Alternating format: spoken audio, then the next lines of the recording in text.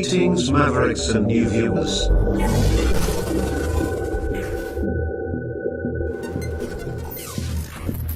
Tonight, direct and live from the Maverick News Network World Studios.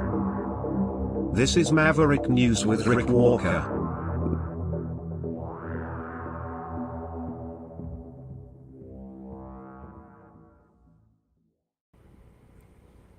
We're live. We made it. We're here. I am really sorry about the misfire again tonight. As I said, for those of you who were here just a short time ago, we had everything set up, about 5 hours of prep time for the program tonight, and it all went straight down the drain at 6:59 p.m. Eastern, as we were 1 minute to air. Everything went off the screen. All of the material that I had set up in the tabs gone, and the broadcast, I guess, disconnected as well off all the social media platforms, except I think for YouTube. For sure, we weren't running on Rumble. So rejigged. Here we are. All water under the bridge. We're live now. We're together and ready to rock and roll with the top news stories of the day. What are those stories? Continuing fallout from the Justin Trudeau, Donald Trump meeting yesterday. We'll talk about that. We have this evolving situation in Syria, which we are following. And what else? Oh, just all kinds of stuff. I'm a little bit disjointed right now in my thoughts because of just needing to set everything up really quickly again to get going here with the live broadcast. If I'm just going to kind of wing it tonight now as a result of everything that ran off the rails here, but if necessary, we can always dip into some true conspiracies stories, because in this week's edition of the National Enquirer, which I went into the future to obtain so that I could get tomorrow's news or next week's news today, they've got some real whoppers in here. So maybe we'll share some of those. We'll see how it goes as the broadcast unfolds tonight. As I said, I'm just going to talk and do my best in the absence of a lot of pre-prepared material tonight. It should be an interesting ride. You know, someone very profoundly once said many years ago that if fascism ever comes to America, it'll come in the name of liberalism.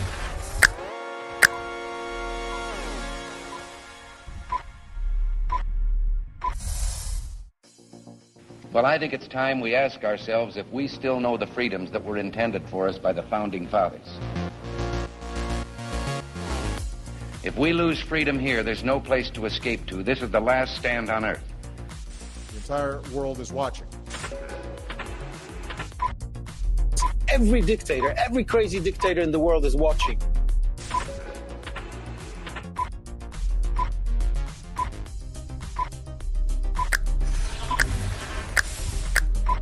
The world is watching. On TV, the entire world is watching. On social media. But the entire world is watching, and yes, they are seeing what we have apparently bravely been willing to say that others are thinking. Stand for freedom. Literally stand for freedom. Let's get this done. The entire world is watching. We're at war with the most dangerous enemy that has ever faced mankind in his long climb from the swamp to the stars. Maverick News. Maverick News. Maverick News. Let me have more control of my own destiny.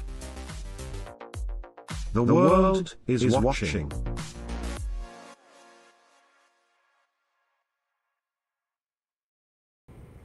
Okay, so let's lead off with this, with more of Trudeau and Trump, because this in many ways could, I think, spell maybe the beginning of the final chapter of the beginning of the end of the Trudeau government in Canada. This this whole thing could just destroy Trudeau while doing serious, serious damage to the country, largely because he has not prepared for this, because his policies have led to what is essentially seen as a border crisis that is not just a perception, it's very real.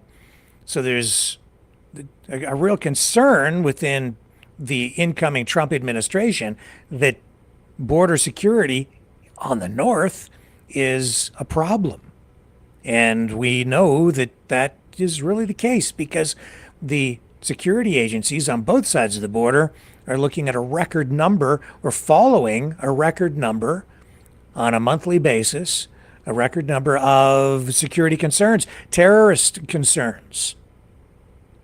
And a lot of that is just related to letting people into the country who are not properly vetted. Today, CBC television interviewing Public Safety Minister Dominic LeBlanc, talking about these issues. Very serious stuff, and Trudeau went down there, in my estimation, to get out in front of Poilievre, the leader of the Conservative Party, who had sort of been, I think, teed up for a visit to Mar-a-Lago by Kevin O'Leary on CNN during an interview there.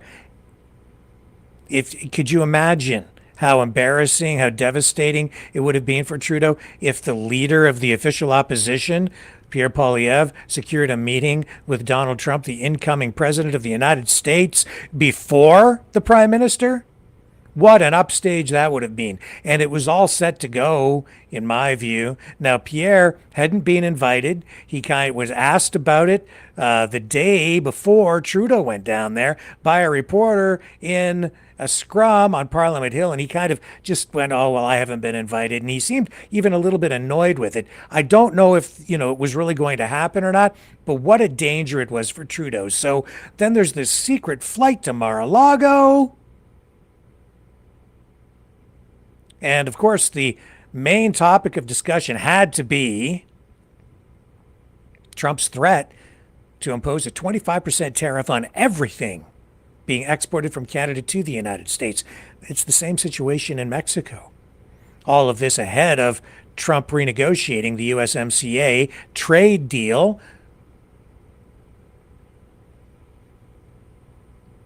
Pretty serious. I'm sure they were talking about other things there as well. We do know that from insiders, liberal insiders, Trudeau failed to get any assurances from Donald Trump, any guarantees that this 25% across-the-board tariff on the Canadian economy, the whole export economy, would not go through. So we're told that after the meeting, it looks like this 25% tariff, at least in the short term, is unavoidable. This will be devastating for the Canadian economy if it comes to pass. It will also hurt the U.S. economy. There's no question about that. And all of this is because Donald Trump is saying he wants more secure borders, north and south. He's very concerned about illicit drugs crossing the border into the United States. He's concerned about people, illegal immigration. And Trudeau got to sit right next to Trump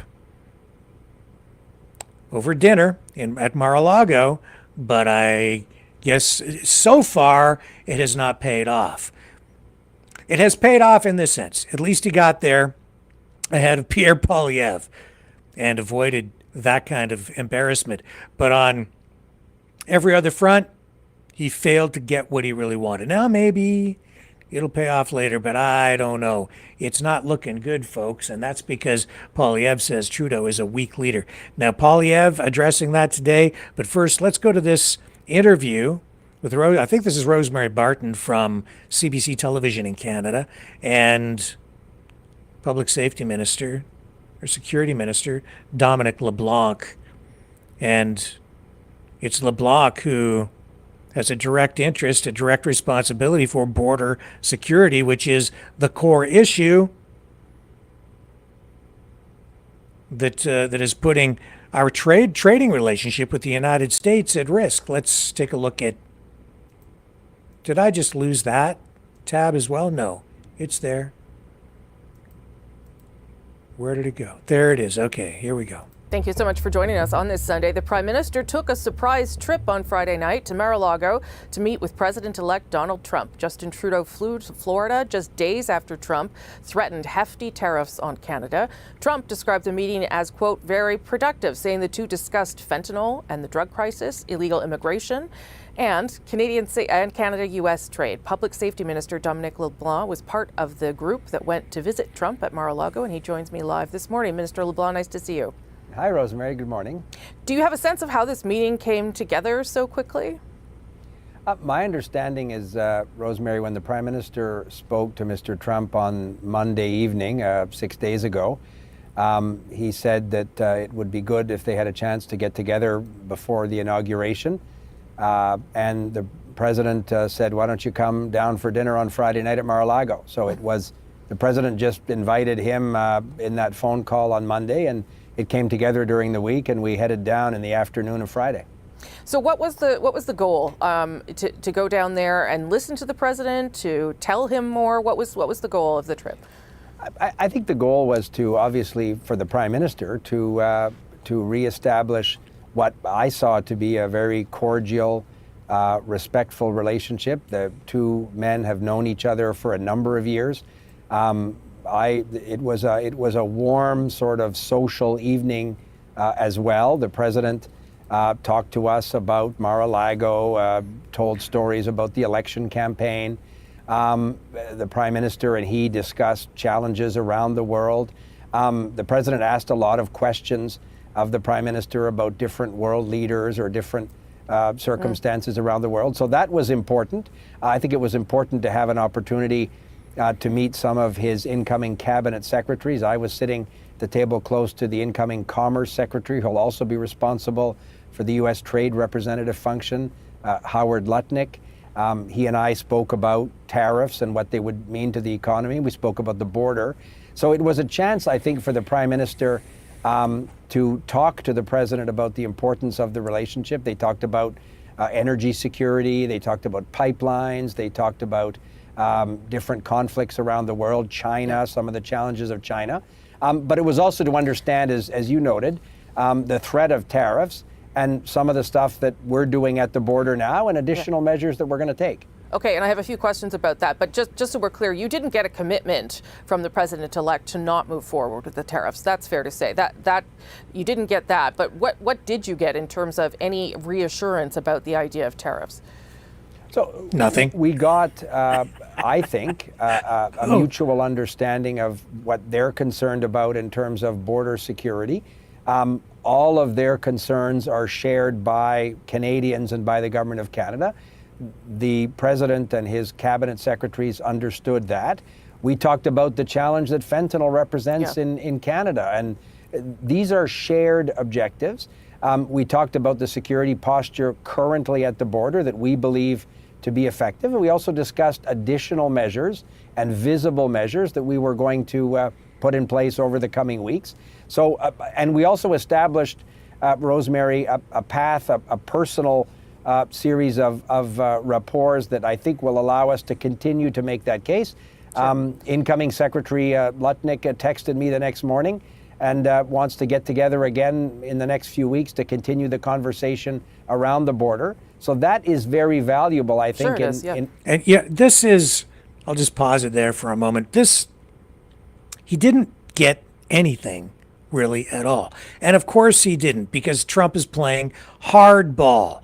That's the way he does business. That's the way he secures deals. He goes in asking for the moon and more, laying it out in hardball terms, and he's not going to budge. He's not even really in negotiations yet. This is just a dinner, not a formal negotiation. So of course he's not going to get anything. He's not going to budge on anything.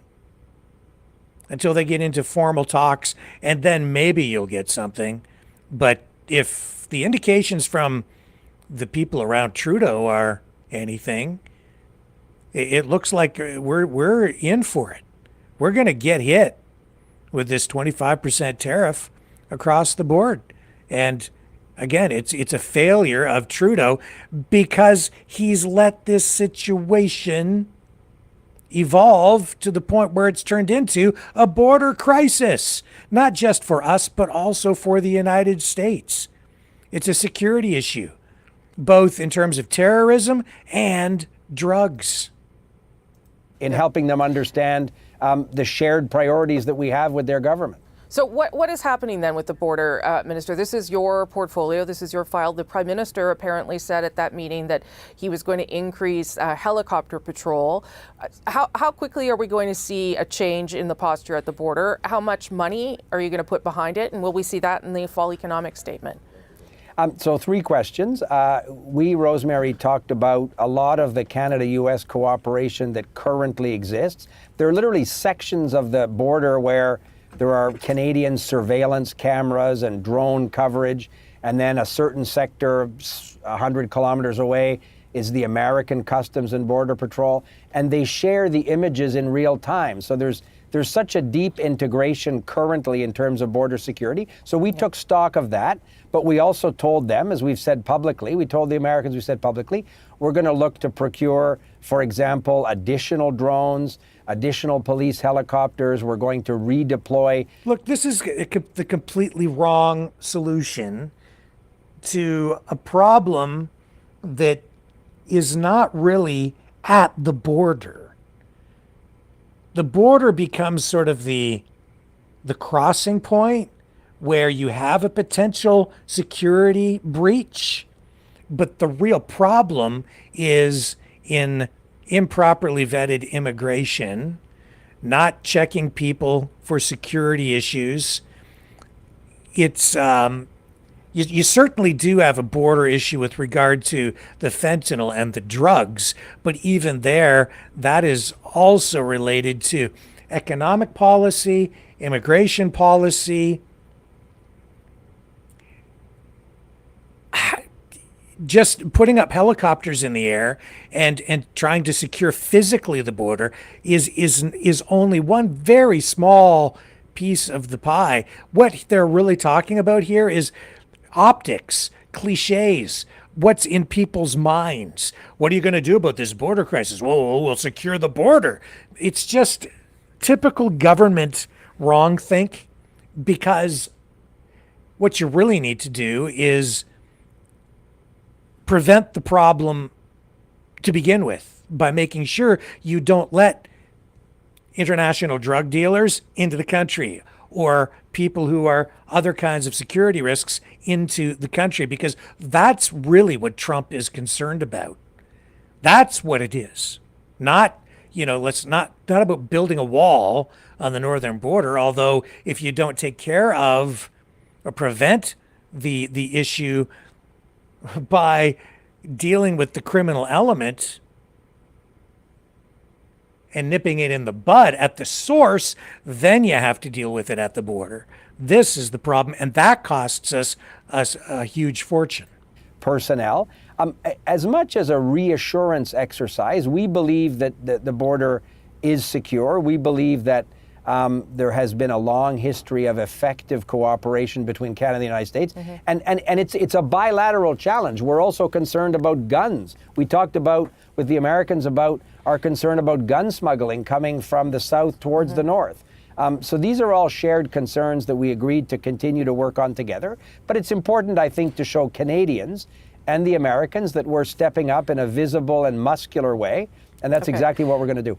And the money for that is forthcoming. Is that fair to say? Well, yeah, there's already hundreds and hundreds of millions of dollars spent, but we're going to take additional measures, and I'll have more to say with the Minister of Finance in the coming days or weeks. Okay. Keystone XL, I understand, was also something the Prime Minister himself brought up to the President-elect, knowing that he was previously in favor of the project. Did you get the sense now that that is possibly back on the table?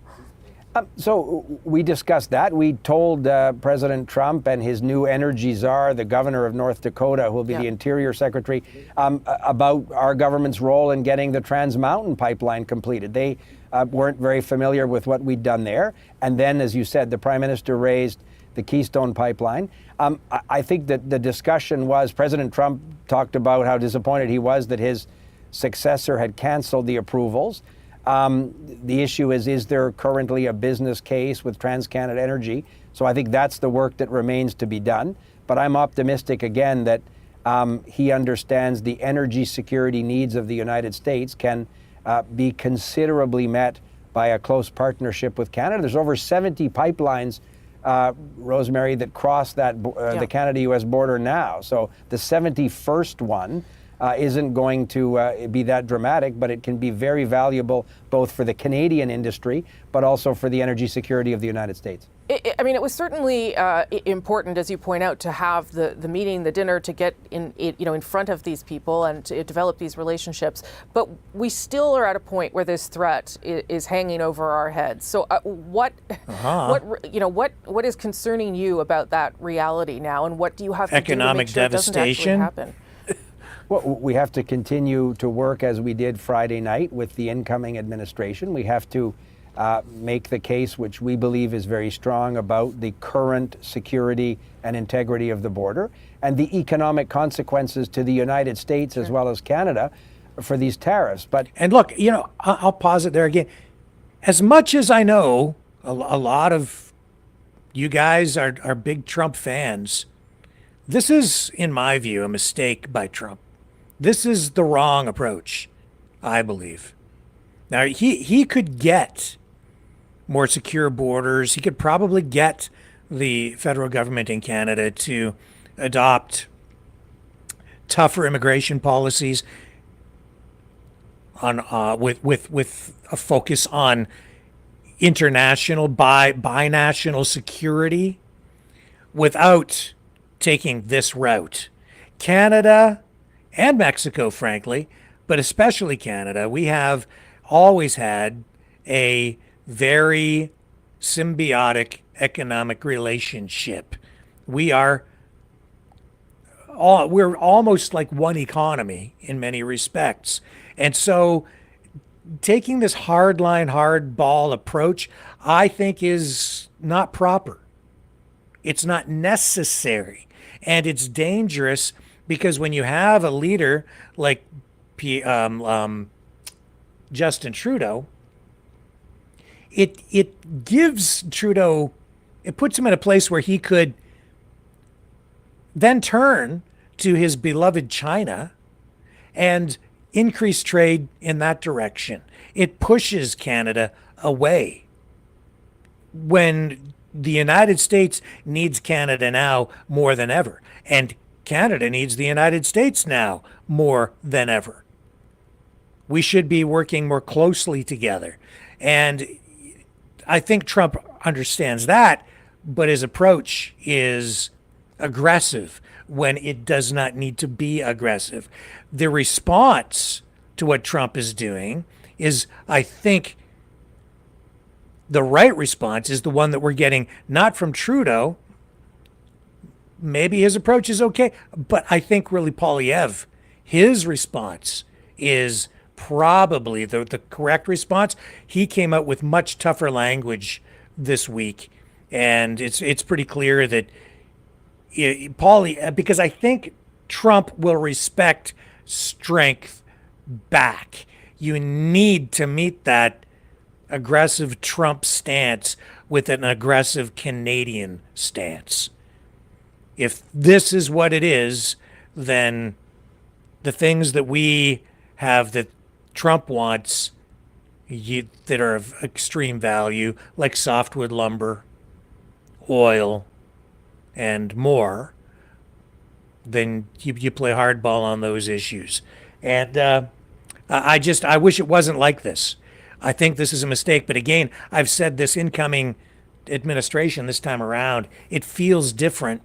I don't think in the end it's going to be as adversarial as it appears to be right now. But it is what it is at the moment. Rosemary, the public threat, the social media posting was on Monday evening. 4 days later, we were at his residence in Florida having dinner to talk about exactly that context. Yeah. He only becomes president on the 20th of January. We're going to continue to work with his incoming administration, and I'm confident that the Americans will understand that it's not in their interest or in Canada's interest, obviously, to proceed in this way. Just quickly, Minister, because I do think it matters. Did you get the impression that Donald Trump likes Justin Trudeau? Very much so. Very much so. It was a very cordial. At the end, No, he he doesn't. walked us to the cars, to the front door of Mar-a-Lago. He said to the Prime Minister, keep in touch, call me anytime, talk soon. It was a very Professional. cordial, warm dinner. They, Diplomatic. as I say, the President But he at one doesn't point like him. was, or with his iPad, was controlling the music. He was asking what people wanted to hear in Trump terms doesn't of like music. Trudeau at all. It And was I don't a think- very I know warm, Trudeau doesn't like cordial Trump. meeting, and I saw very don't like much each the other. mutual respect and warmth between the two leaders. I thought it was very positive. The first time I'd seen the two of them together. It's not true. In a sort of a prolonged way like that, and I thought it would be very important in the coming weeks. This is making me Okay, nauseous. we'll see, Minister LeBlanc. Thank you so Yeah, much for yes, making we the time will. this morning. Appreciate it very much, sir. We'll see. Yeah, whatever. It's not true. I hate to say that's a lie, but that's a lie. It's not true. They don't like each other. Oh, man. So Pierre Poilievre today, he addressed this and these other issues. He had this special address today, and let me find that if I can.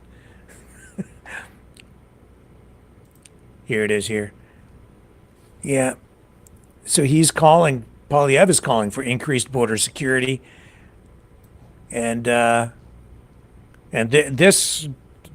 from Poilievre, the leader of the Conservative Party in Canada. This is more fallout from this Trump-Trudeau meeting. So let's tune in and hear what Pierre has to say. For 9 years of Justin Trudeau, everything is broken. Work doesn't pay. Housing costs have doubled, rising faster than in any other G7 country, to the point where 80% of Canadians now, for the first time ever, believe home ownership is just for the very rich. Vancouver and Toronto are now among the most expensive housing markets in the world. We have 1,400 homeless encampments in Ontario alone, 35 in Halifax. Food prices have risen 37% faster in the United States than they have in Canada, a gap that has appeared and widened with the application of the carbon tax on the farmers who grow our food and the truckers who ship our food. A tax that Justin Trudeau and the NDP Liberals now want to quadruple to 61 cents a litre, which would not only starve our people and kill our jobs, but would grind our economy to a halt. We know that President Trump would be calling all of our businesses, welcoming them to leave Canada and go south of the border where there is no carbon tax and where other taxes are dropping. It would be a gigantic sucking sound of Canadian jobs, businesses, and money heading south that would add to the already $500 billion of net outflow of investment from Canada to the U.S. that has happened since Justin Trudeau took office 9 years ago. After 9 years of Trudeau, we've gone from having equal median income. Canadian and American workers made the same amount of money 10 years ago, to income per person now $22,000 higher in the United States than it is here in Canada, after 9 years of high taxes, more bureaucracy, and doubling of our national debt. And then there is the broken immigration, broken budget, and broken border. Justin Trudeau is a weak leader who has lost control of spending, lost control of immigration, and lost control of our border. And don't take my word for it. Look at the facts. His own government admits there are as many as 500,000 people in Canada illegally. We know that seizures of fentanyl doses by U.S. Border Patrol at U.S.-Canada border have more than tripled between last year and this year. In 12 months to September 2024, 11,600 pounds of drugs have been seized by U.S. Border Patrol agents at the Canada-US border. And this is this is because of liberalized drug US policies border guards generally. caught 10 times more people sneaking southward from Canada than in 2022.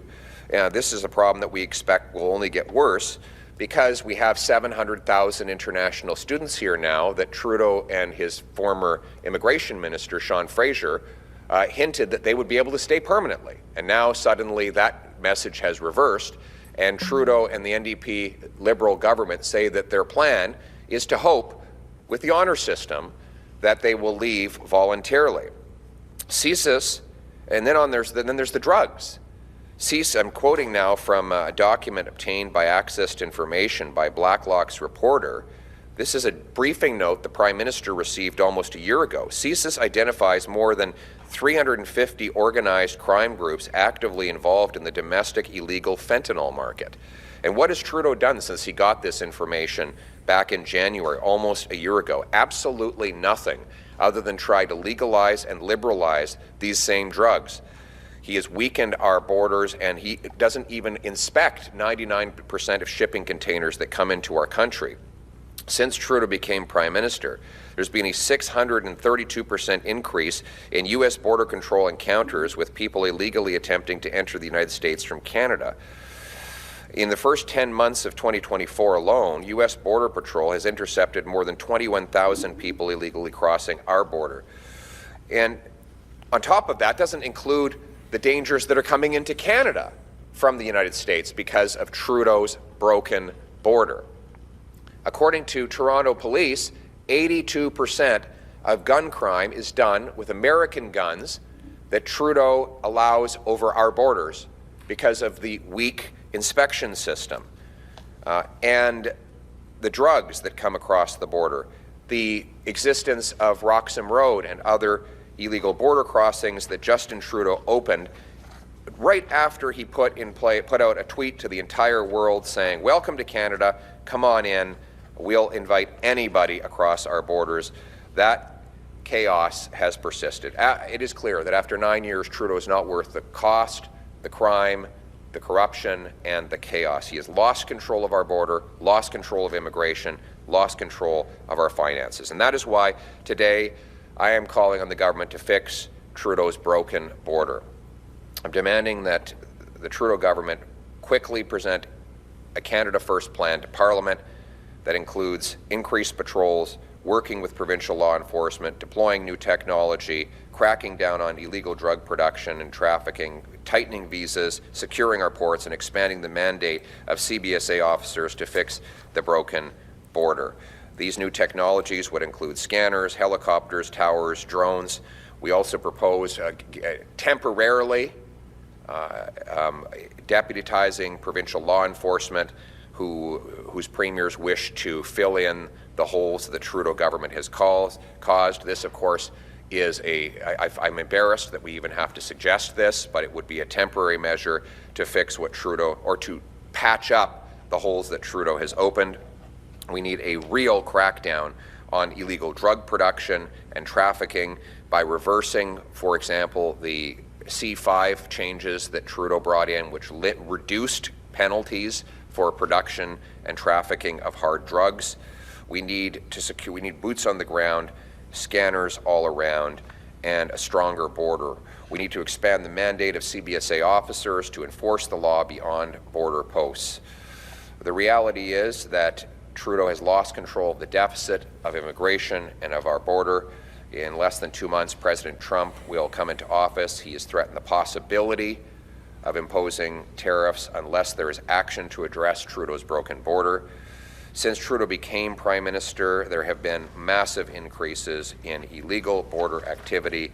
It is his job to immediately introduce action to solve it. Now, it's not just for Donald Trump. Frankly, we have to acknowledge that he is the new President of the United States of America, and We have to protect our economic interests, but we have to protect our own interests. It is unacceptable for Canadians to have 47,000 overdose deaths. It is unacceptable for Canadians to have 350 crime groups actively producing and shipping fentanyl. It is unacceptable for Canadians to have $100 billion of money laundering. It is unacceptable for Canadians to see a 200% increase in overdose deaths. Even if President Trump were not calling for this action, we should be doing it for our own country and for our own interests.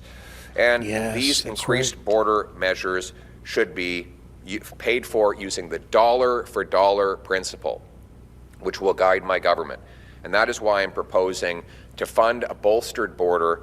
The Prime Minister should cut high-priced CBSA consultants and cancel the $6 billion of insulting inflationary spending, the 2-month tax trick, and the inflationary checks. That money will only give us more inflation while jacking up debt. A $250 check will not mean anything to someone who loses their job because of a tariff dispute. A 10-cent savings on a bag of pretzels will not mean anything to a mother who's lost her child to an overdose of drugs.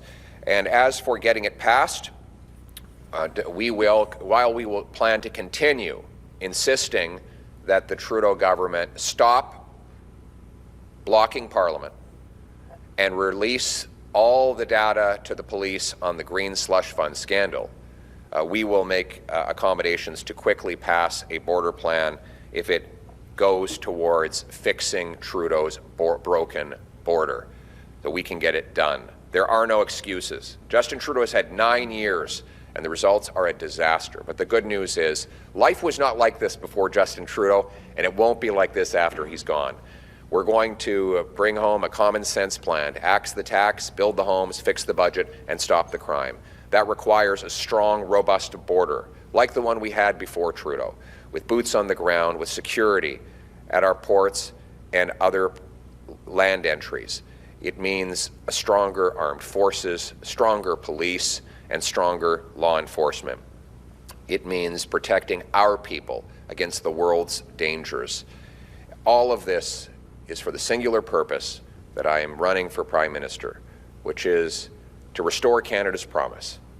That is, a country where hard work earns a powerful paycheck and pension that buys affordable food and homes in safe neighborhoods. A country where anyone from anywhere can do anything. In Canada, let's bring it home. Thank you. We'll now take questions from the floor. Thank you. Jeremy from CTV News. Your party continues to lead public opinion polls.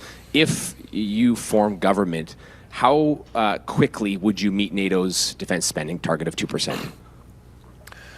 That's a good question. First of all, let's all acknowledge that I will be inheriting a dumpster fire of a budget. The national debt has been doubled. The deficit is raging out of control. We know last year's deficit was at least 20% bigger than Trudeau claimed. The Prime Minister won't even tell us what this year's deficit is after having asked him all of those times. Our economic growth is collapsing. Per capita GDP dropped for 6 quarters in a row. I'm not saying this to dodge your question. I'm just telling you what the mess I'm going to be inheriting, because we have to fund our military out of the money that we have. What I have said so far is that I will be cutting foreign aid, but taking money away from dictators, terrorists, and global bureaucracies. I'll be cutting back office bureaucracy and ending the procurement boondoggles. We will put all of that extra savings into rebuilding our armed forces, expanding the reserves, and deepening our presence in the north to protect our part of North America and reassure our American allies that we are a solid security partner. And that is going to be necessary not just for our security, but for our economy. Thank you. Next question. Good morning, Mr. Polyev. JP Tasker, CBC News. Can I ask you about asylum seekers? The number of asylum seekers has essentially tripled over the last 7 years. We're up to 130,000, on pace for more this year. The number of resettled refugees has also doubled. Is it time for a hard cap on the number of asylum seekers and refugees, and what's an acceptable number to you? Key question. I think it is time for a cap, and it's time to get rid of all of the abuse. One of the problems we have now is that Trudeau got rid of the visa requirement for Mexico and basically allowed thousands of people to come here who are not refugees, who are ultimately rejected as refugees, but only after many years of us paying their bills and funding their legal cases and paying for the bureaucracy of treating their case. We need to shut off the flow of false refugee claims who are in no danger in their country of origin, but who are sneaking in either through our porous border, through our weak visa system, and then when they land here, making a false claim. And by the way, I'm not accusing them of making false claims. The refugee board ultimately finds those claims are false. But in the interim period, we're stuck with the false claimant for 5, 6, 7 years. And this is putting enormous strain on our housing market, our healthcare system, and our job market, where our Canadian jobs are being taken by black market, under the table workers that take cash and ultimately deprive our people of jobs. Now, I have real refugees. I love real refugees. Our country was built in large part by real refugees who were genuinely fleeing danger, like my wife. But I have no time for people who lie to come into our country, and that is the problem we have to cut off. And when we do, we can get back to the normal levels of refugee counts that we had before Justin Trudeau, the numbers that we can absorb, care for, and employ, and that's what we will do when I'm Prime Minister. Thank you. Next question. Good morning. Najuda Malisik, Press. On the issue of what you would cut and what you would fund, what do you say to Canadians who are currently receiving dental coverage through the Canada Dental Care Plan? Can they expect to continue receiving coverage if a Conservative government forms? Well, right now we have a lot of promises from Justin Trudeau. The biggest winner so far has been Sun Life, the insurance company that got the contract to deliver this. Justin Trudeau is making a lot of very big promises, but on all of those promises he's failing to deliver. So we're carefully looking to find out what numbers are true. We're not going to regurgitate government numbers that prove always to be false later on. I think it's unfortunate that so many in the media simply regurgitate government talking points rather than actually doing the serious analysis. I mean, you guys all reported that the carbon tax was going to make people better off, and then what did we find out from the parliamentary budget officer? That 100% of middle-class Canadians are worse off from the carbon tax. 60% of the population will pay more than they get back. But if we had simply believed the talking points from the government that the media regurgitated, we would have been fooled like all of you. So am I going to just take Justin Trudeau's word for it on these promises? No, I'm not. I'm going to look at the numbers and see what he's actually delivering and then act in the interest of all Canadians. Thank you. Next question. Bonjour, Félix Pilon de Radio-Canada. La rencontre de Justin Trudeau vendredi soir avec M. Trump, d'abord, est-ce que vous croyez qu'elle a été concluante et qu'est-ce que vous auriez fait de mieux? This will be in French. C'était un peu... Let me just pull down out of that, take a little break, we'll come back, we'll pick up the rest of the English language portion of this when we return.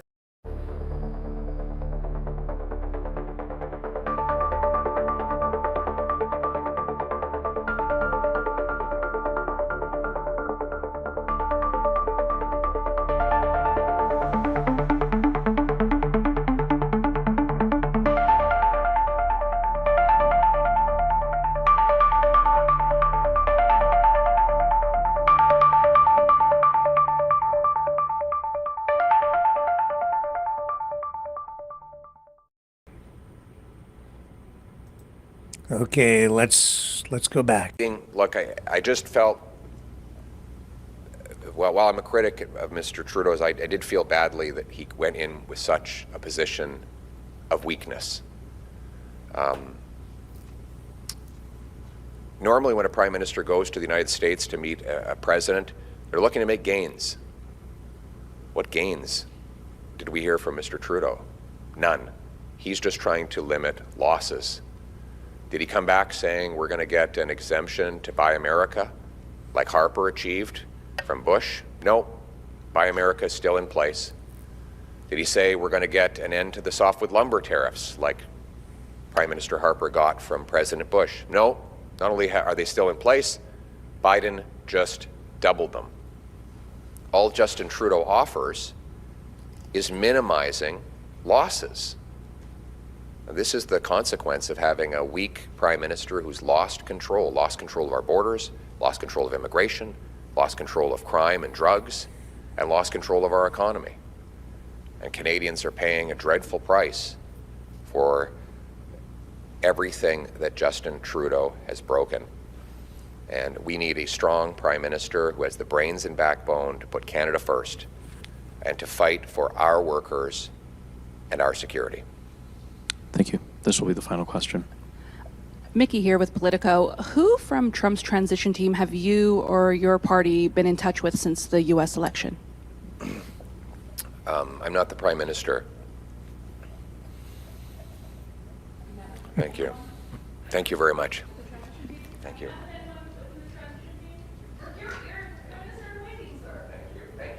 Not the prime minister yet, but all the polls, everything right now points to him as being the next. It's undeniable. And that's because Trudeau is so incredibly unpopular. All right, another break. Come back, and we'll dig into the other top news stories of the day. You know, someone very profoundly once said many years ago that if fascism ever comes to America, it'll come in the name of liberalism.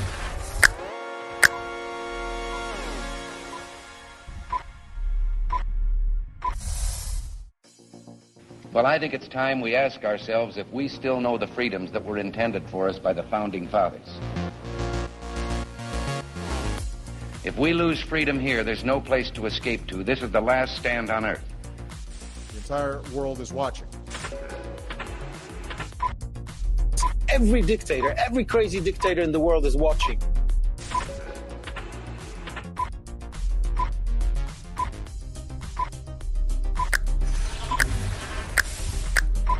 The world is watching. On TV, the entire world is watching. On social media.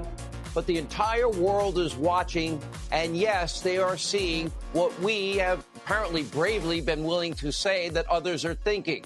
Stand for freedom. Literally stand for freedom. Let's get this done. The entire world is watching.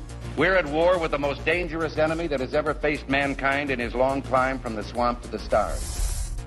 Maverick News. Maverick News. Maverick News. Let me have more control of my own destiny. The world is watching.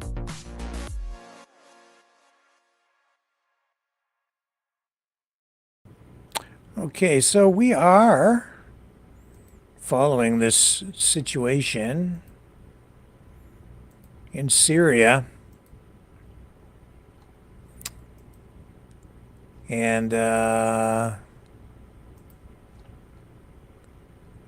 it continues to evolve with significant military activity, particularly in the area surrounding Hama and Aleppo. So the Syrian military, under the command of President Bashar al-Assad, who is a Putin puppet, is actively engaged in a counteroffensive near Hama tonight. Reports indicate that Assad's forces have been bolstered by reinforcements, including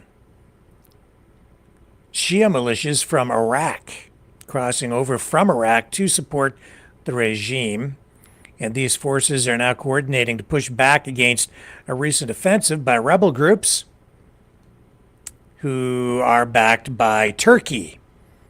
So this regime has not only been deploying troops, but also engaging in defensive measures supported by Russia. There's been an increase in aerial activity with Russian and Syrian jets striking rebel positions in response to the ongoing rebel offensive.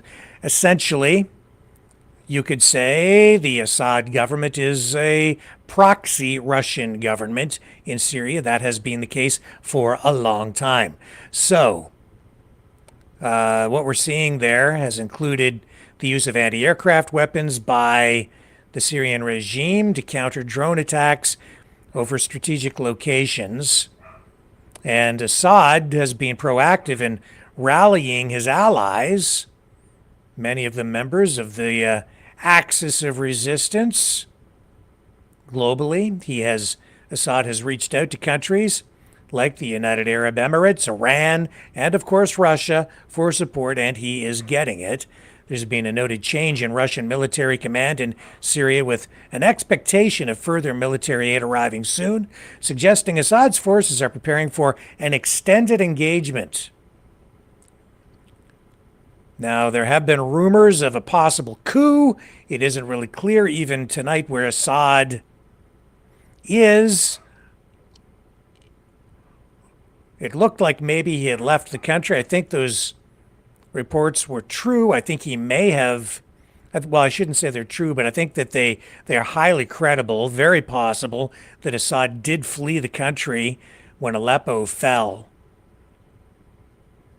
And it looks like he went to Moscow, went to Russia, and has now since returned, dispelling speculation that the entire regime has fallen. So this conflict's escalation has led to dire consequences for civilians. Areas like Aleppo and some others have seen intense shelling causing significant destruction and damage to civilian homes. The use of cluster munitions has been reported, adding to the humanitarian crisis. Meanwhile, over in Damascus, the regime is reportedly conscripting young men into service tonight, likely to replenish their ranks for ongoing battles. And there's an expectation of potential large-scale defections due to this forced recruitment. The rebel forces moved into Aleppo and essentially took Aleppo with very, very little resistance from everything that we have seen. So as night falls over Syria, the military landscape there remains tense, with Assad's regime digging in for a prolonged fight, supported by Syrian allies like Iran and Russia, while facing determined opposition from various rebel factions. And the human cost continues to rise, and the international community watches closely as the dynamics of the conflict could shift with, honestly, each passing hour, even each passing minute. It is a quickly evolving situation. The propaganda machine on both sides of the conflict cranked right up. There are some forces in there who do have U.S. support, but it's not clear how much of a role the U.S. forces are actually playing in this, or the U.S. supported, I should say, elements in this actually are playing. The pro-Syrian, pro-Russian, pro-Iranian media outlets, propagandists, I would say, are cranking up their reports about U.S. involvement. I think at this point, though, I would say that those reports are out of proportion to what is really happening on the ground. That being said, I'm looking for a more fuller context of everything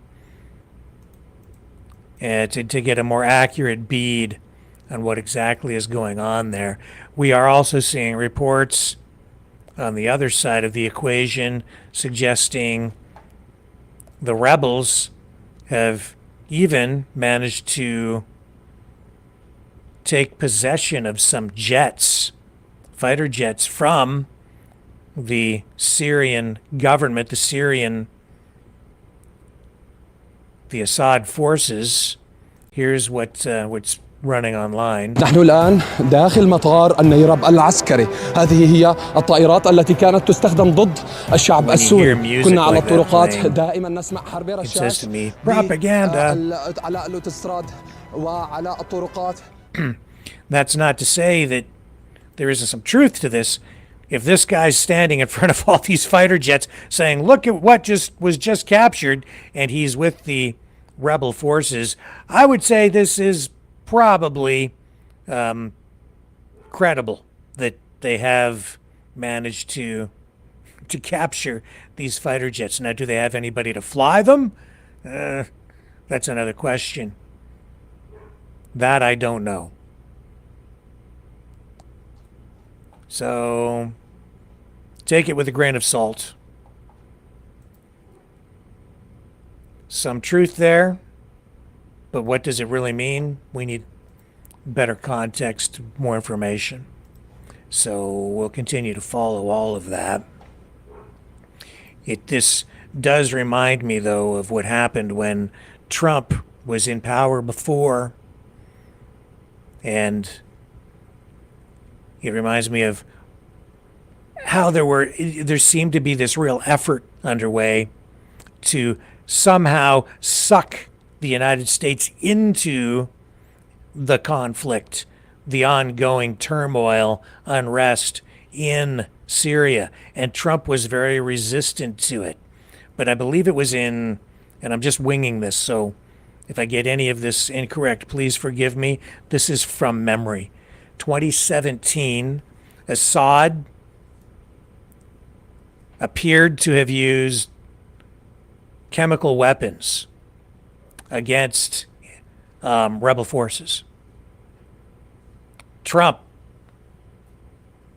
did not hesitate.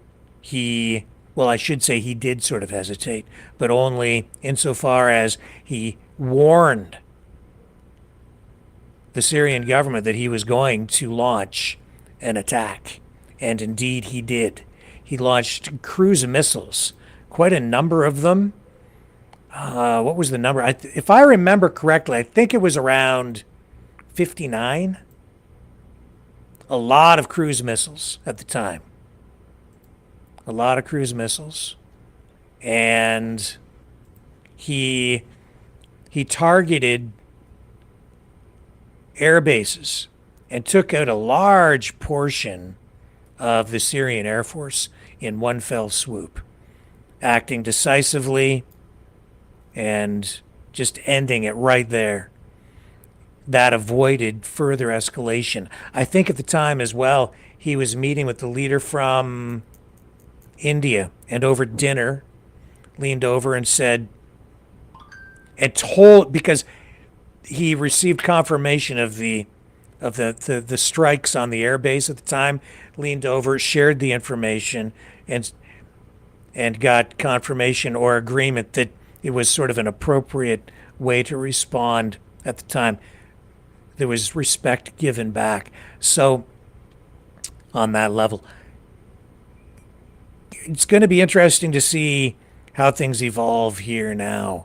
This absolutely seems to be some extension of these other two conflicts. What's going on in Gaza with Israel, Hamas, what's going on in Lebanon, what's going on in Ukraine.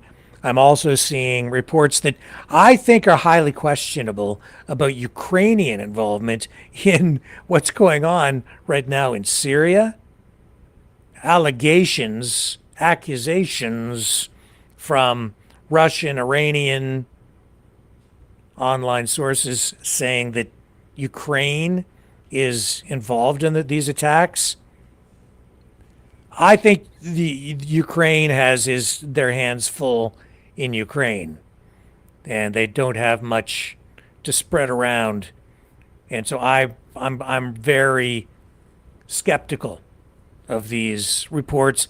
I think they're trying to link Ukraine to it to further diminish public support for the the war effort in Ukraine, the propaganda machine on the Iranian and Russian side cranking up into overdrive tonight in that way.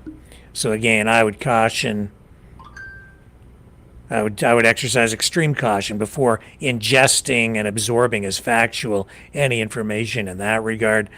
I would take pause with virtually everything coming out of Syria at the moment, on all sides, frankly. So we will continue to monitor all of that. Now, back to just a brief moment, back to what we broadcast last night about Trudeau's meeting with Trump. There was a comment made after the program on the One Rumble channel, and I just wanted to address this because it shows me again that there's just some confusion about the way politics works, the way systems work, and in particular the way the Canadian system works. I'll just show you the comment. It says here, and this is about border security, foreign influence, and infiltration, which was part of the discussion last night as well. And this is from, and I'm not trying to mark this person out at all, because this is a common misunderstanding, I think, that I just want to address tonight. This is from Jen, 853. Says, yes, get rid of parliamentary privilege so politicians can be held to account. I think I can show it to you on the screen. There it is there. Now, this is the opposite of what you want, Jen, because parliamentary privilege is the tool that ensures that, or it's supposed to ensure, that politicians can be held to account. The language, the phrase parliamentary privilege is easy to misunderstand. And it's also something that I hear used improperly over and over again, especially even by online streamers who put themselves out there as sort of political experts or analysts, when in fact they really get it completely wrong and backwards. You see, parliamentary privilege, the way that it works is it refers to the rights and immunities enjoyed by the members of Parliament and the Parliament itself to fulfill their legislative and deliberative functions without interference. So how does it work?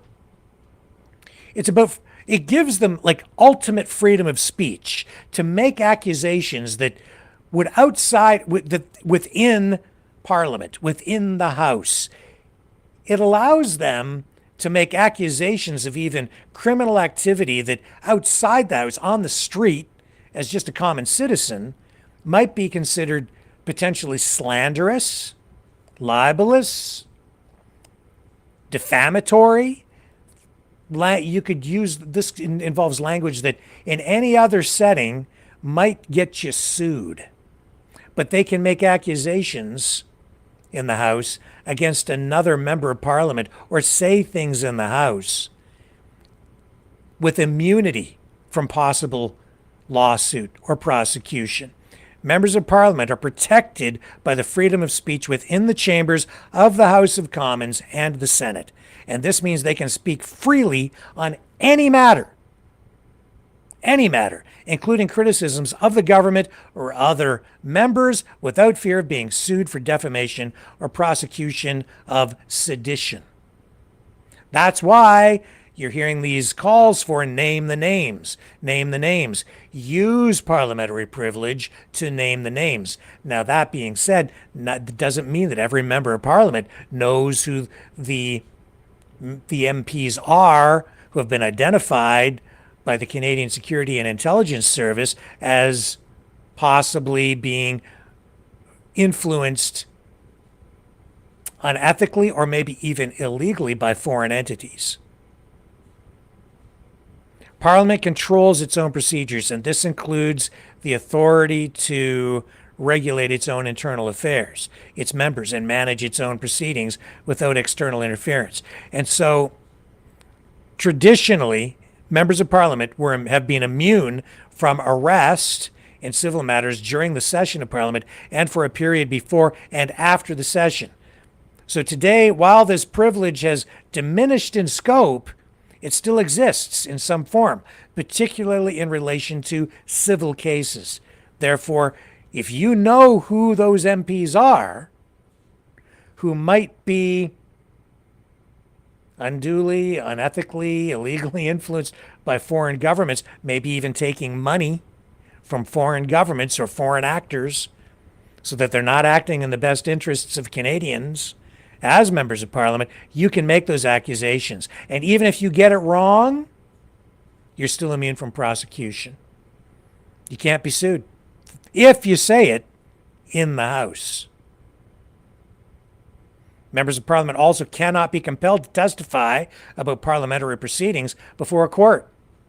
And this protects the confidentiality of parliamentary debates and discussions. That's also, and some people didn't understand this, but that's also why you saw premiers exercise parliamentary privilege during the public inquiry into the Freedom Convoy so that they didn't have to take the stand and testify.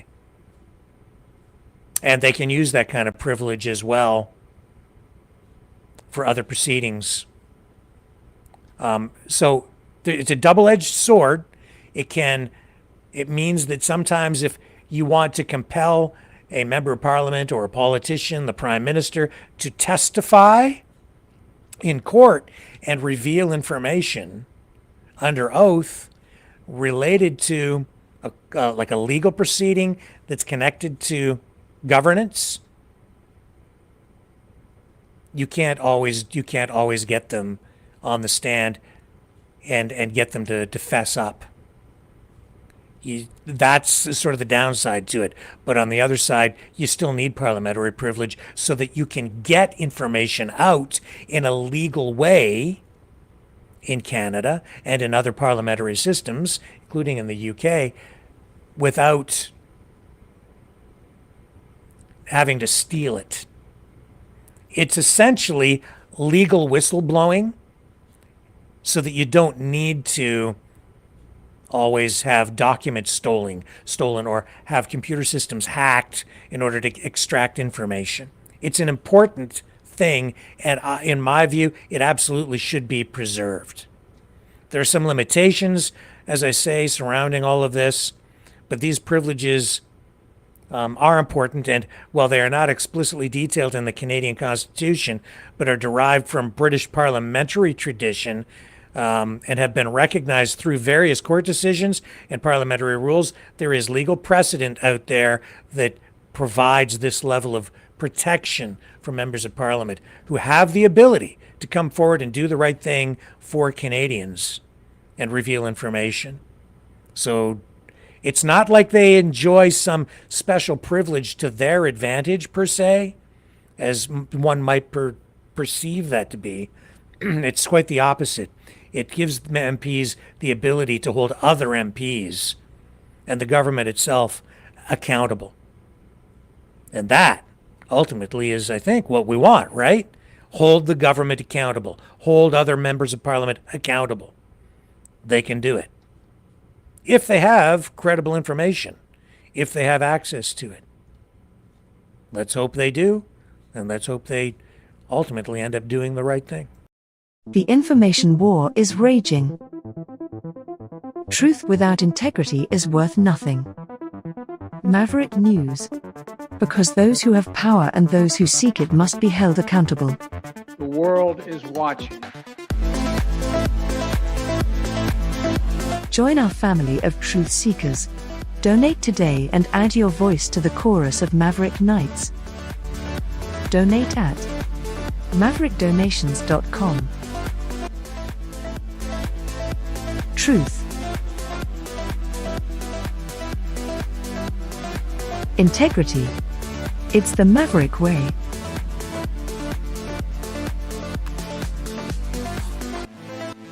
Maverick News. The world is watching.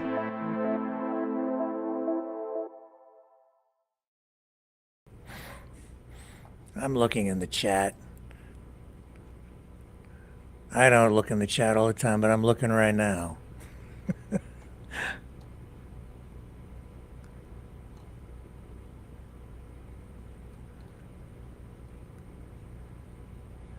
Paul Charles in the Rumble Check says, the way IT Rick Walker is a liberal. Truly liberal.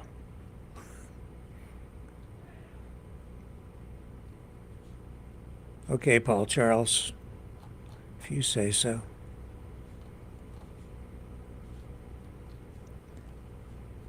What else is he saying here? Oh yes, Rick managed to wake up. I got a hater in there tonight. Come on, man.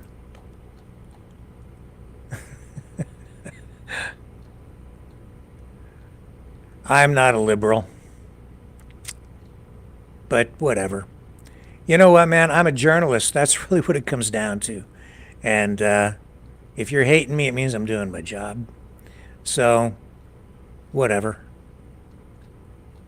What else is going on in the chat tonight? Yeah, talking about the border issue in there, I see, yes. And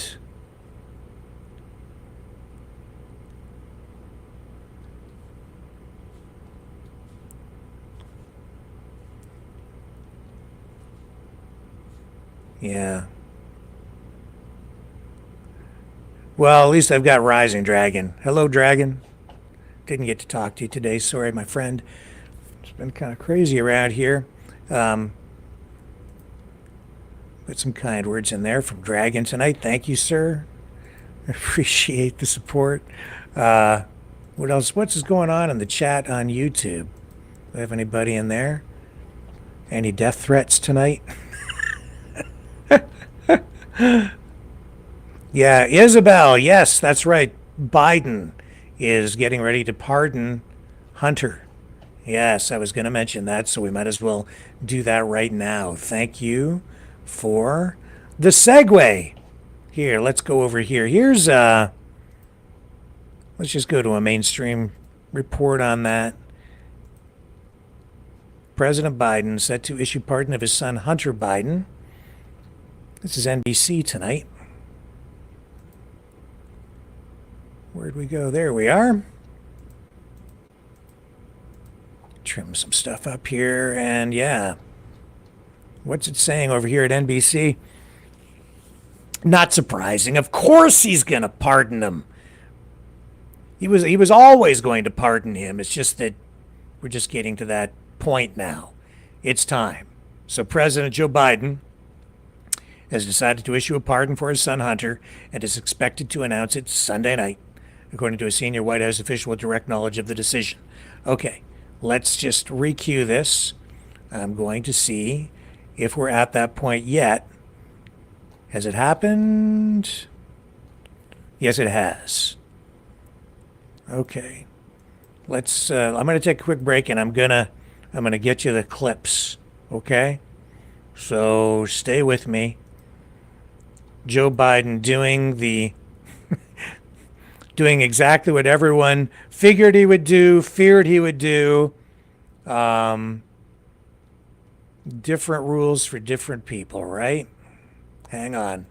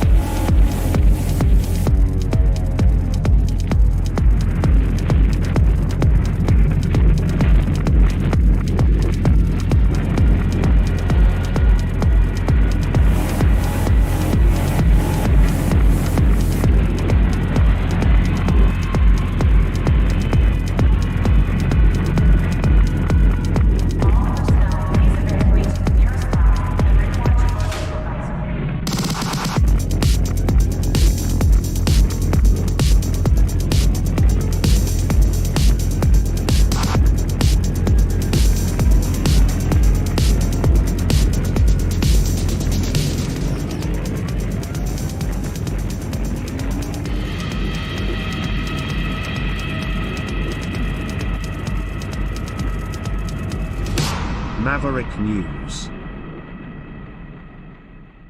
The world is watching. Okay. All right. Let's just run this because this is breaking. NBC has it. We'll hear. Listen to this, and then I've got something else to play for you on the back end of this. That it shouldn't make us laugh, but it's laughable. Can't help it.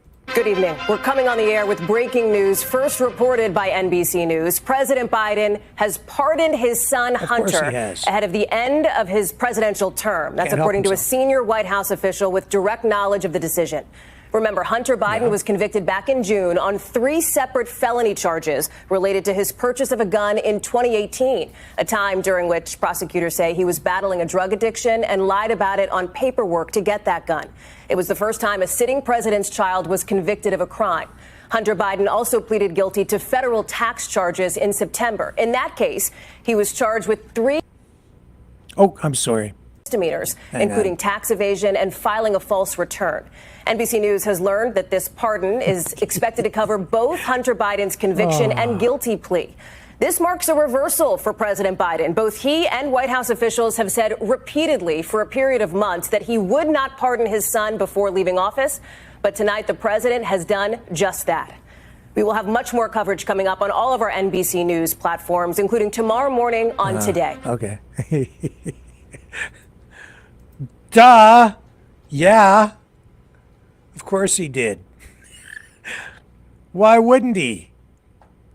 He's the outgoing president. He's not running anymore. You know why? And then he's got nothing to lose, everything to gain. He's going to let his son rot in jail? No.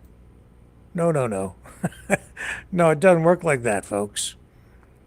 No, but remember, how many times was his press secretary asked about this in news conferences? How many times was Biden asked about it? And what was the answer repeatedly?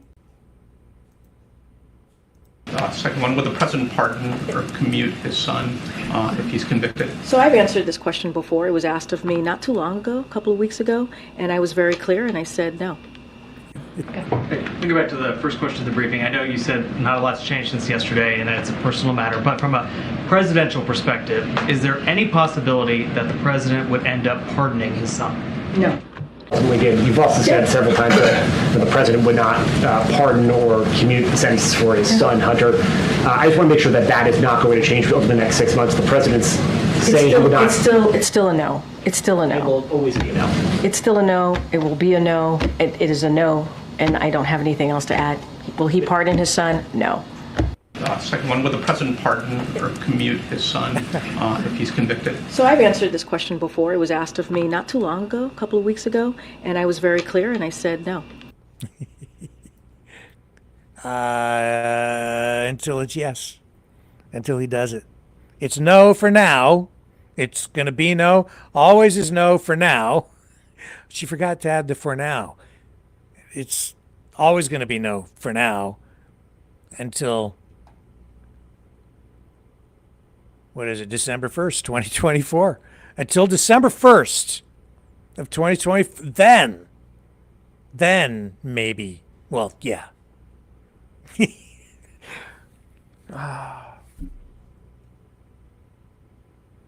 Duh.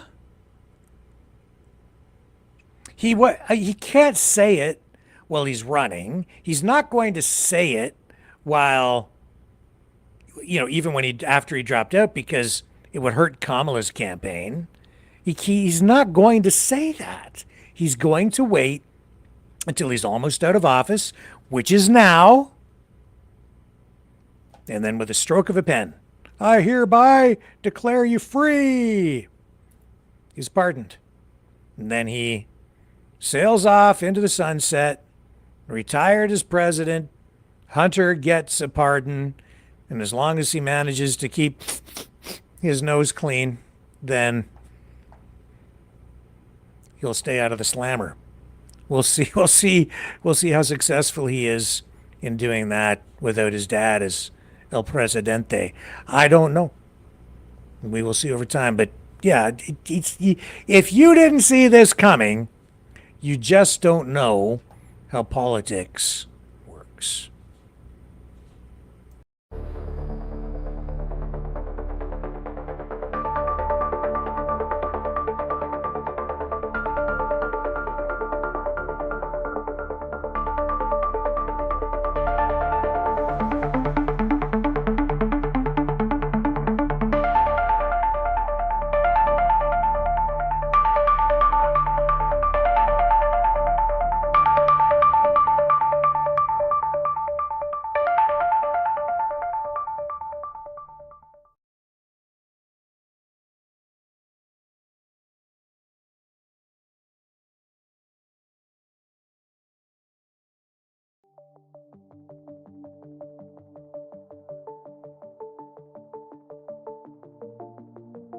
Greetings, brave Mavericks.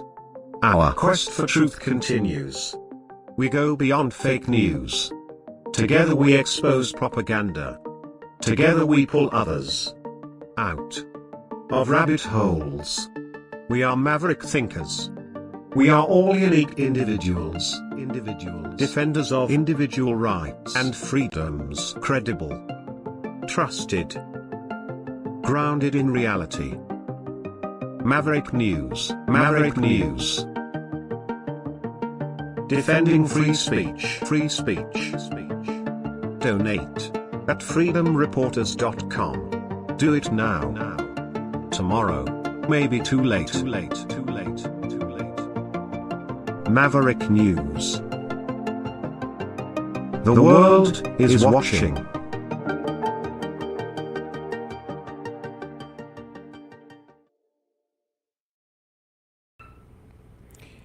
Have you seen? Well, let's just go back.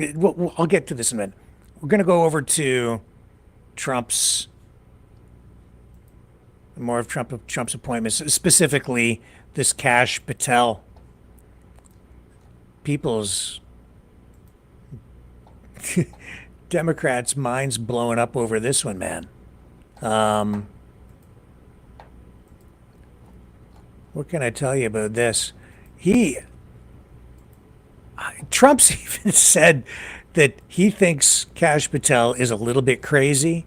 But what was the quote a long time ago? He said, "But sometimes you need a little bit of crazy." So yeah, he's appointing Kash Patel, or wants Kash Patel to be the director of the FBI.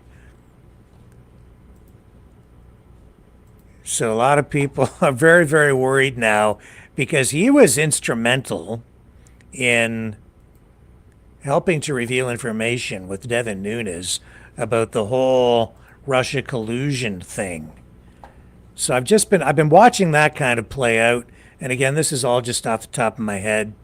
But Kash Patel, a very interesting figure. Some people saying, "Oh yeah, I'm all for Kash Patel."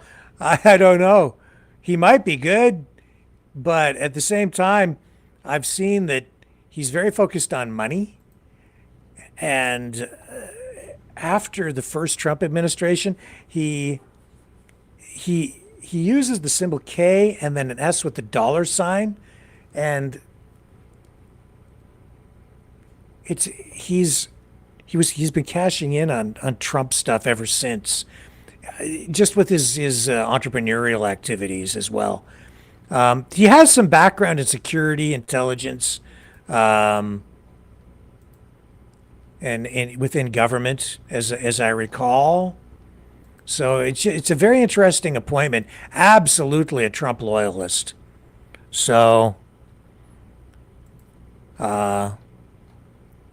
he is clearly, yeah, here it is. Here's the Trump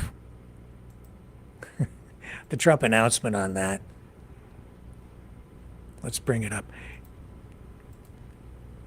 It's I would say a little bit an unorthodox appointment if it's approved, but that seems to be sort of par for the course with what Trump is doing with a lot of this stuff. And I think it's because he's very focused on trying to put surround himself this time with people that he feels are loyal, that he can trust. So he says, I am proud to announce that Kash Patel will serve as the next director of the Federal Bureau of Investigation.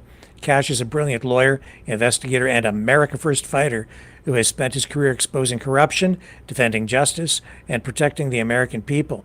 He played a pivotal role in uncovering the Russia hoax, standing as an advocate for truth, accountability, and the Constitution. Kash did an incredible job during my first term where he served as Chief of Staff at the Department of Defense, Deputy Director of National Intelligence, and Senior Director for Counterterrorism at the National Security Council. Kash has also tried over 60 jury trials. This FBI will end the growing crime epidemic in America, dismantle the migrant criminal gangs, and stop the evil scourge of human and drug trafficking across the border. Kash will work under our great Attorney General, Pam Bondi, to bring back fidelity, bravery, and integrity to the FBI. So what does all that mean? I think it means some people might be in trouble. How deep will it go into the deep state purge? I can't say. The proof will, as they say, be in the pudding. Now, who else has run into some trouble? Candace Owens. She, if you haven't noticed, over this past week, has been added to another ban list by another country. Here, check it out. Candace Owens denied entry into New Zealand after Australia ban. This from Newsweek. Conservative political commentator Candace Owens was just denied a visa to enter New Zealand for a speaking engagement weeks after she was refused a visa by Australia, according to immigration officials.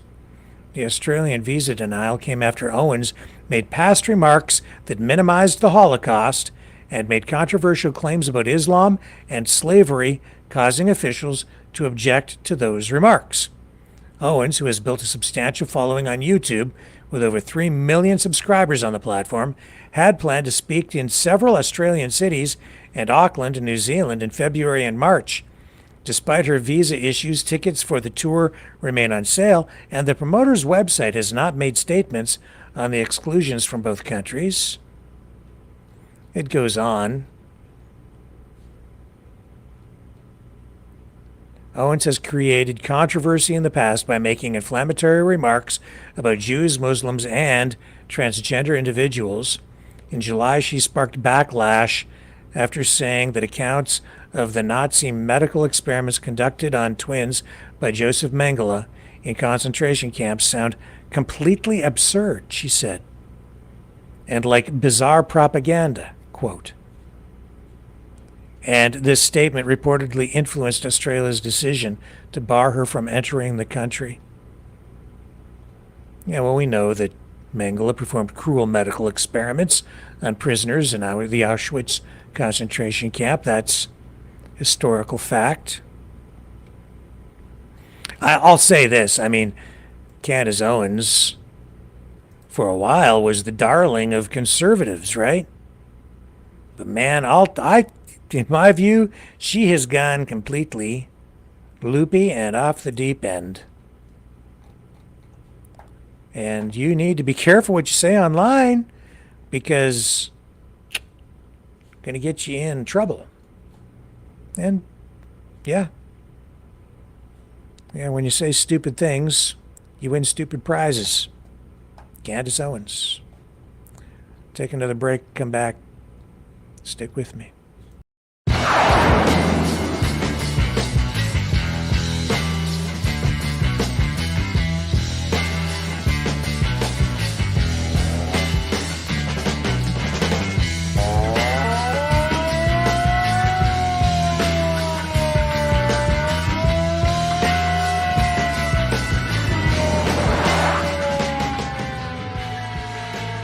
Maverick News. Fighting for freedom.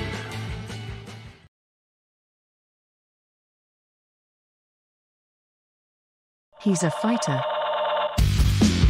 He He's a survivor. President Trump, defiant, strong. He is determined to make America great again. Pay tribute to the 45th President of the United States with this collectible t-shirt from the Maverick News Memorable Moments collection. Even a would-be assassin's bullet could not stop him. Instead, he emerged with his fist in the air ready to fight. For freedom. Get your Trump Fighting for Freedom t-shirt with any donation of $30 or more to Maverick News. There are 2 iconic artistic designs to choose from. But there is only one way to get these. Donate at freedomreporters.com. Support free speech. Free media. Support Maverick News. Call 1-866-248-1490 or order online at supergeeks.tv.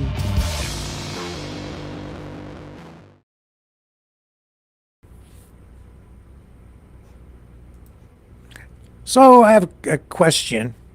What is going to happen if you have someone in the Trump administration in a key role get into their position after having made a promise to end or fix some problem related to some conspiracy theory that they believe is true, but then I'm just asking, and then if you found out that it actually isn't true, do you think we're going to get truth on that not being true? We'll see what happens. You know, case in point, what happened to this whole thing about John F. Kennedy Jr., who was supposed to emerge and become Trump's running mate? That was Looney Tunes, right? That didn't happen. I had so many people messaging me, it's coming. JFK Jr. is really still alive, and he's coming back, and he's going to be Trump's running mate for VP. What happened? Didn't happen. Those people who were saying that, they keep saying he's coming back, and he never does, because he's not coming back. Just sharing that with you. Sorry to disappoint. He's not coming back, and Elvis is also not coming back. It's not happening. Now, I'm open. If you can show me, that he's right over there and prove it, then I'm open to anything if it can be proved. But no, he's not coming back. Sorry about that. Just saying. Now, if you want truth and you want me to continue to get you closer to the truth every night, regardless of whether it's comfortable or uncomfortable, if you can handle the truth, then you can support the program. You can support the channel by donating at freedomreporters.com. And yeah, if you donate $30 or more, I'll send you one of those Trump Fight t-shirts or Fighting for Freedom t-shirts, or I'll send you a Maverick News t-shirt. We have those ready to go as well in various sizes, and you can have it in any color you want as long as it is black. We have them in black because that's the color, and everybody looks better in black. Now there's a song, Better in Black. You look better in black. Yeah, maybe Maverick and the News Brothers will produce something with that title. That would be a good tune. There's a hit. So yeah, freedomreporters.com. You can also donate at maverickdonations.com if you prefer the Give, Send, Go. That's available. And oh yeah, we have hoodies in stock as well. We've got those back. The Maverick News hoodies, $60 donation or more, and I'll send you one of those. So they're available. And we'll have to work around this Canada Post strike somehow, which is ongoing. But we'll get to it. We'll figure it out. We'll figure it out. And hopefully this week sometime maybe we'll get some sort of resolution to that labor dispute just ahead of Christmas in Canada. What a pain in the neck that is right now for a lot of people. But there are the courier services out there, and they're cashing in on the labor dispute. I'm told that the union has forwarded something to Canada Post Corporation, trying to move things along, but how genuine is it? How sincere? I don't know. We'll follow up on that with more tomorrow.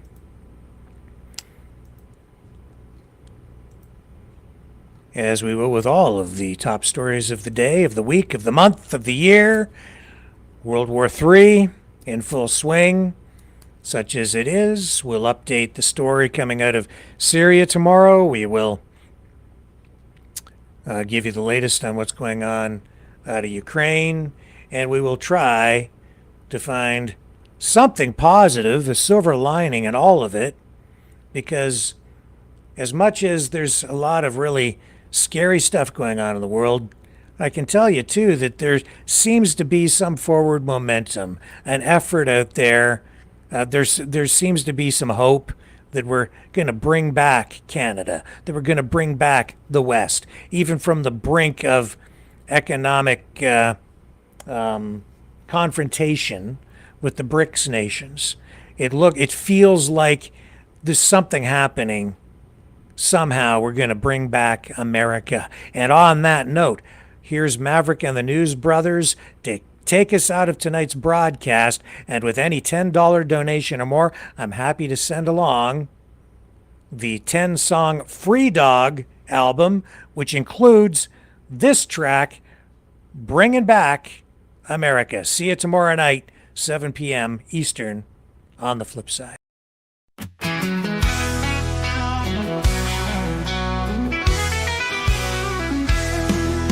The heart of Dixie, where the rivers meet the land, there's a whisper on the wind, a call to take a stand. We're rolling out of town with our boots up on the floor, searching for the freedom that we've been longing for. We're riding on the open road with the stars as a guide, restoring pride in America with every mile we ride. From the mountains to the prairies to the oceans wide with foam, we're saving America, bringing freedom back home. Got my guitar in the back and a flag flying high. We're singing songs of glory under the big old sky. From the south to the north, from the east to the west, we're on a mission to put our nation to the test. We're riding on the open road with the stars as a guide, restoring pride in America with every mile we ride. From the mountains to the prairies to the oceans wide with foam, we're saving America, bringing freedom back home.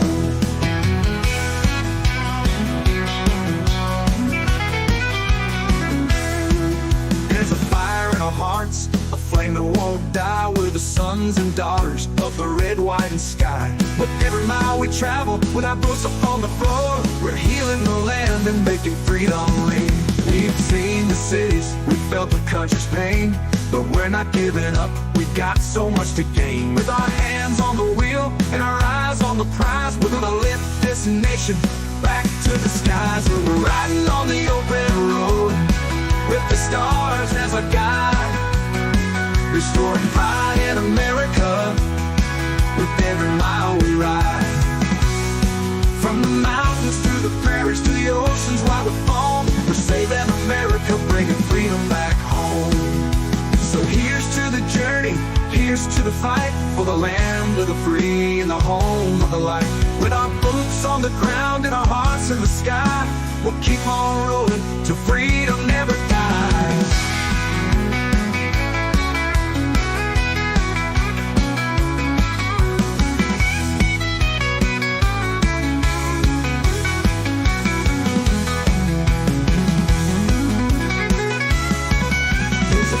To the journey, here's to the fight, for the land of the free and the home of the light. With our boots on the ground and our hearts in the sky, we'll keep on rolling till freedom never dies.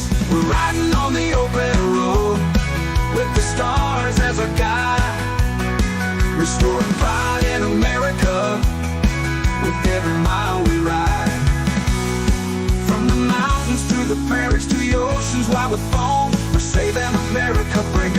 freedom back home. Where healing never dies, where healing never dies.